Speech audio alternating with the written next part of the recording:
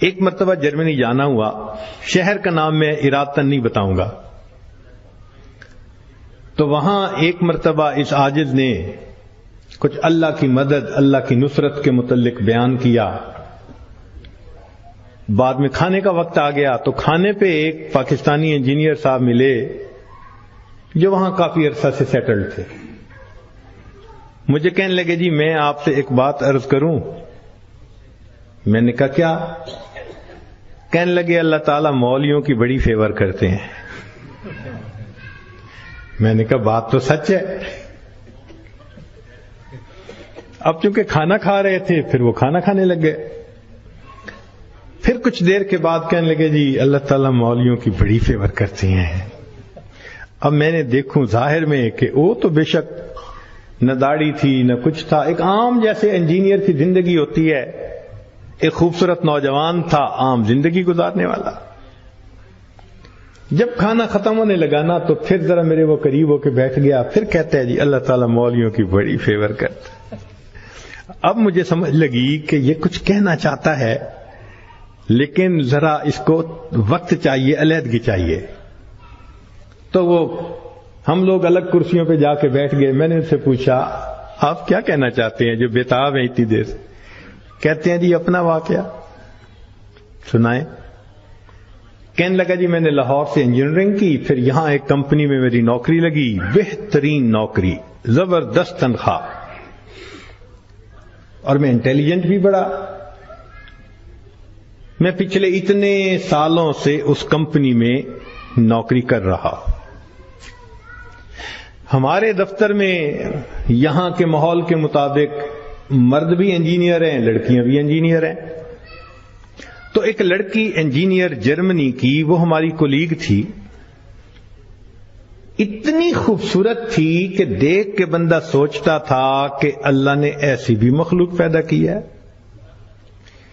اور اس کے ساتھ ساتھ اتنی ذہین اور اتنے اچھے اخلاق والی کہ دفتر کے جتنے جوان لڑکے تھے ہر ایک وش کرتا تھا کہ میرے ساتھ اس کا تعلق جڑ جائے۔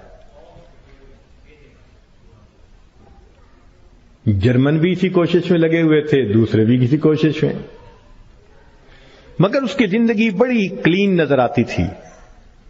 وہ کام کی بات کرتی تھی، جو ذرا کام کی بات کے علاوہ کرتا تھا ایسا جواب دیتی تھی کہ اگلے کو جرت ہی نہیں ہوتی تھی بات کرنے کی۔ ہم لوگ دوپہر کے وقت چھٹی ہوتی تو پھر کھانا کھا لیتے تھے، کمرہ بنا ہوا تھا۔ ایک دن میں نے کھانا نہ کھایا، پھر دوسرے دن کھانا بھی نہ کھایا، تیسرے دن جب میں نے کھانا نہ کھایا تو اس نے مجھ سے پوچھ لیا کہ فلاں آج کل آپ دوپہر میں کھانا نہیں کھا رہے۔ میں نے کہا اس لیے کہ وہ میں مسلمان ہوں اور ہمارا رمضان المبارک شروع ہو گیا ہے اور میں فاسٹنگ کر رہا ہوں۔ اس نے کہا یہ کیا ہوتی ہے؟ تو میں نے بتایا روزہ کیا ہوتا ہے۔ اس کو تھوڑا انٹرسٹ فیل ہوا، کہنے لگا میرے لیے تو بہت ہی اچھا ٹاپک مل گیا۔ میں نے بھی کھول کھول کے بتایا فاسٹنگ کیا ہوتی ہے، اور اس کے انٹرسٹ کو دیکھ کے کہا اچھا میں باقی باتیں تمہیں کل بتاؤں گا۔ اگلے دن پھر میں نے اس سے کوئی بات کی، ہماری بات رمضان شریف پہ چلنی شروع ہو گئی، اور وہ بھی اس کھانے کے وقت میں کچھ دیر بیٹھ کے مجھ سے اسلام کے بارے میں کوئی بات سن لیتی۔ میری کوشش یہ تھی کہ رمضان شریف کے دوران میری بات چیت اتنی شروع ہو جائے کہ کمفرٹیبلی ہم ایک دوسرے سے کمیونیکیٹ کرنے لگ جائیں۔ جرمن لڑکے مجھے دیکھتے تو وہ مجھ سے بڑے خفا ہوتے، یہ اس کے ساتھ بیٹھ کے کیوں 10 منٹ باتیں کرتا ہے؟ بھائی جب سے ہم سے 1 منٹ بھی بات نہیں کرتی۔ خیر رمضان شریف ہونے تک مجھے اتنا اندازہ ہو گیا کہ اس کے ذہن میں اسلام کے بارے میں مزید جاننے کا بھی شوق موجود ہے۔ تو میں نے کچھ انگریزی کی کتابیں بھی اس کو منگا کے دیں کہ پڑھو، اور میں تو چاہتا تھا اللہ کرے یہ مسلمان بنے، پھر تو ہمارا ہی نمبر لگے گا، کیونکہ باقی تو سارے یہاں کافر ہیں۔ بڑی میری کوشش تھی اور میں بڑے خلوص سے کوشش کر رہا تھا یہ مسلمان بن جائے کہ اللہ کی شان۔ کہ جو باتیں میں بتا سکتا تھا میں نے بتائیں، اور کچھ باتیں اس کو میں نے کہا کہ بھئی تمہارے قریب اگر کوئی مسجد ہے، وہاں عالم ہے، تو ان سے کوسچن پوچھ لو۔ 6 مہینے اس لڑکی نے اسلام کو سٹڈی کیا، اور ایک دن آ کے وہ مجھے کہنے لگی کہ کل میں نے کلمہ پڑھ لیا ہے، اور میں نے دیکھا کہ اس نے اپنا سر بھی ڈھکا ہوا تھا۔ تو یہ اس بات کی دلیل تھی کہ یہ مسلمان بن چکی۔ میری تو خوشی کے انتہا نہیں تھی۔ میں نے عشاء کے بعد 10 رکعت شکرانے کے نفل پڑھے کہ یہ مسلمان بن گئی۔ میں کلیگ بھی ہوں، مسلمان بھی ہوں، اس کے پاس تو کوئی دوسری آپشن ہی نہیں ہے، تو اب میرا کام آسان ہو گیا۔ اب وہ جب موقع ہوتا نماز بھی پڑھتی، مگر زندگی چلتی رہی۔ سال میں ہمیں چھٹیاں ملتی تھیں جو اکثر وہاں کے مقامی لوگ یورپ میں ادھر ادھر بیچز پہ گزارا کرتے تھے۔ بات چلی کہ بھئی اس دفعہ چھٹیوں کا پروگرام کیا ہے؟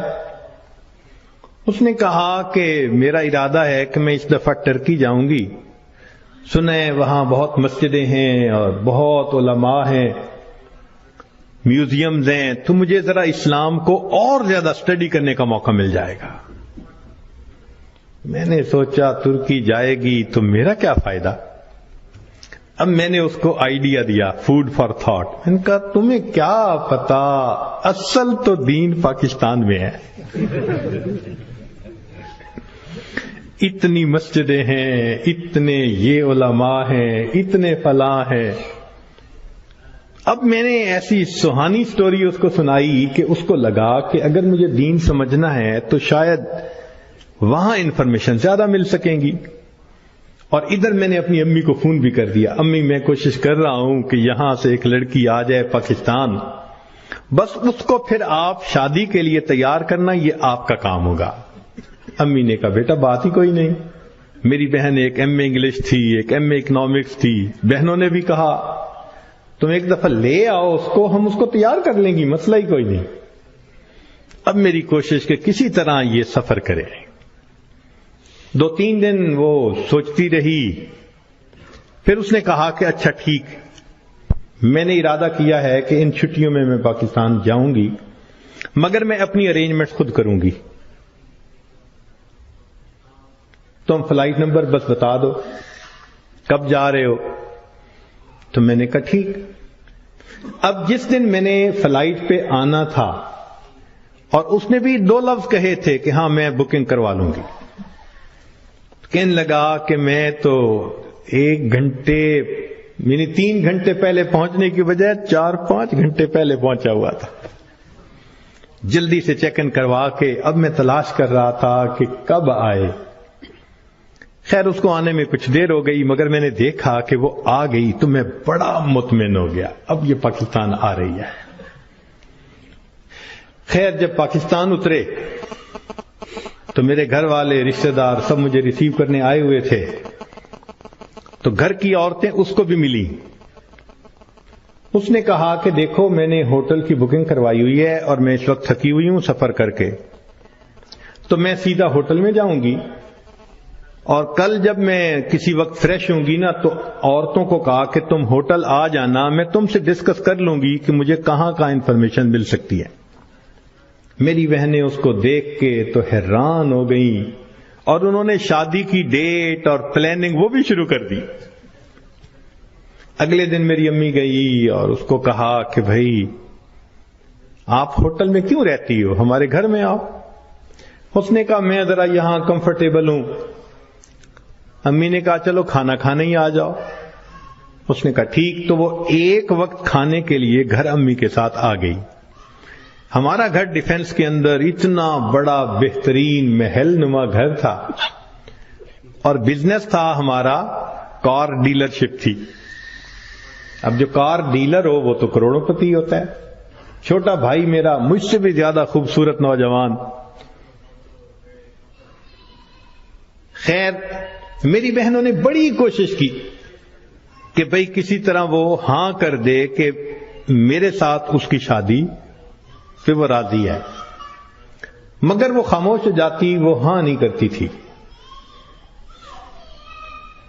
پریشانی ہونے لگ گئی، دن گزر رہے ہیں اور ہاں نہیں کر رہی ہے. تو کہنے لگے کہ ایک دن جو ہے امی نے کہا کہ بیٹا اگر تم سے وہ راضی نہیں تو تمہارا چھوٹا بھائی بھی تو ہے، ہم اس کی آپشن دے دیتے ہیں. میں نے کہا ٹھیک ہے کوئی بات نہیں. امی نے چھوٹے بھائی کی آپشن دے دی. وہ سن کے پھر چپ ہو گئی. حتیٰ کہ آدھے سے زیادہ دن گزر گئے. فرض کرو 20 دن اس نے رہنا تھا تو 10-12 دن گزر گئے. اب امی کو ذرا فکر ہونے لگ گئی کہ یہ نہیں مانے گی. ہم پریشان بھی تھے. اللہ کی شان ایک دن وہ امی کے ساتھ بیٹھی بات چیت کر رہی تھی. کچھ کہنے لگا میرے ایک چچا ہیں، تبلیغی بندے ہیں، سارا دن مسجد میں پڑے رہتے ہیں اور کام ہی کوئی نہیں ان کو. ان کا ایک بیٹا ہے اور اس بیٹے کو انہوں نے جامعہ اشرفیہ سے مولوی بنا دیا. وہ چونکہ میرے امی کے قریبی رشتہ دار ہیں تو وہ نوجوان ہمارے گھر آیا امی کو کوئی چیز دینے کے لیے. تو اس لڑکی کی ذرا دور سے نظر پڑ گئی کہ ایک بندہ ہے، داڑھی والا بھی ہے، ٹوپی بھی ہے اور وضاقتہ بھی دینی ہے. اس نے میری امی سے پوچھ لیا یہ کون ہے؟ اس نے کہا یہ میرے دیور کا بیٹا ہے، عالم ہے. اس نے کہا اچھا میں نے جو کچھ مسئلے پوچھنے تھے وہ میں اس سے پوچھ سکتی ہوں؟ امی نے کہا ہاں. کہنے لگا امی نے وہ مولوی صاحب کو بلا لیا اور وہ مولوی صاحب آ کے یوں نگاہیں نیچی کر کے کھڑے ہو گئے. یہ اس نے ایک دو باتیں پوچھی، اس نے آگے سے جواب دیا اور جیسے روٹھا ہوا بندہ ہوتا ہے وہ مولوی صاحب چلے گئے. اس نے جاتے ہوئے اس سے پوچھ لیا کہ بھئی اگر کوئی اور بات پوچھنی ہو تو آپ کا ٹیلی فون نمبر. اس نے ٹیلی فون نمبر دے دیا. 1-2 دن ٹیلی فون پہ یہ اس سے بات کرتی رہی. کہنے لگے کہ چوتھے دن ہمیں پتا چلا کہ لڑکی نے اس سے خود بات کی کیا تم مجھ سے نکاح کرنا چاہتے ہو؟ کہنے لگے مولوی صاحب نے جواب دیا میں ابو سے پوچھوں گا. ابو سے پوچھوں گا. اس نے ابو سے پوچھا. ابو نے کہا کہ بیٹا ساری دنیا مومن کے لیے اس کا ملک ہے، اگر تمہارا رزق اللہ نے وہاں لکھا ہے تم دین کی نیت سے جاؤ، اللہ کے دین کا کام کرو وہاں. کہنے لگا لڑکے نے ہاں کر دی. اگلے دن اس نے کیا کیا کہ وہ لڑکے نے اپنے 2-4 رشتہ داروں کو بلا لیا، سادگی کے ساتھ نکاح ہو گیا. لڑکی اس کو لے کے اسلام آباد ایمبیسی چلی گئی اور ایمبیسی میں اس نے اپنا سٹیٹس دکھایا، پورا دکھا کے کہا کہ میں آئی تھی چھٹیاں گزارنے، اس کے ساتھ میرا نکاح ہو گیا ہے، کاغذات ہوتے رہیں گے، میں نے ہے 4 دن میں واپس جانا، کیا آپ اس کا ملٹیپل ویزا لگا سکتے ہیں؟ کہنے لگے کونسلر کو اس کی پرسنالٹی، اس کی بات چیت، اس کی نوکری اتنی جسٹیفیکیشن نظر آئی، اس نے چھوٹتے ہی 5 سال کا ملٹیپل ویزا لگا دیا. کہنے لگا چھٹیاں ختم ہونی تھی، وہ لڑکی اپنے وہ جو مولوی صاحب خاوند تھے ان کے ساتھ چلی گئی. محنت میں نے کی، اللہ نے فیور مولوی کی کر دی.